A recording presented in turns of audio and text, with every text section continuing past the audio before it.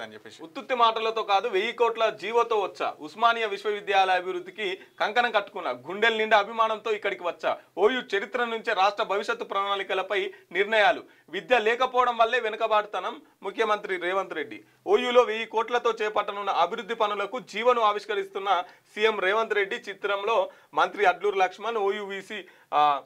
Kumar professor Kasim ప్రభుత్వ సలహాలు కేశవరావు మాజీ ఎంపీ వివేక్ విహెచ్ మంత్రి పొన్నం హైదరాబాద్ నుంచి 100 యూనికార్న్లు రావాలి అంకుర స్థలం కోసం 1000 కోట్ల నిధి గూగుల్ ఫర్ స్టార్టప్ హబ్ ప్రారంభోత్సవానికి సీఎం రేవంత్ రెడ్డి ఇప్పుడు 1000 కోట్ల జీవోని తీసుకొచ్చి 1000 కోట్లు ఉస్మానియా యూనివర్సిటీకి ఇస్తున్నాడు కదా ప్రతి జిల్లాలో ఒక యూనివర్సిటీ కడతా అన్నాడు కనీసం ముగ్గు వేలే పునాది తీయలే 2 ఏళ్ళు అయిపోయింది ఇక 2 ఏళ్ళు నేను మంచిగా పాలిస్తలేనా ఏమంటారు మీరు ఒకసారి కింద కామెంట్ అలా పెట్టి 2 ఏళ్ళ రేవంత్ రెడ్డి పాలన ఎట్లుందో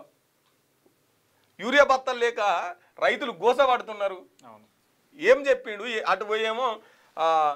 ఫ్యూచర్ సిటీ అంటాడు ఇటు వచ్చేమో యూనివర్సిటీ అంటాడు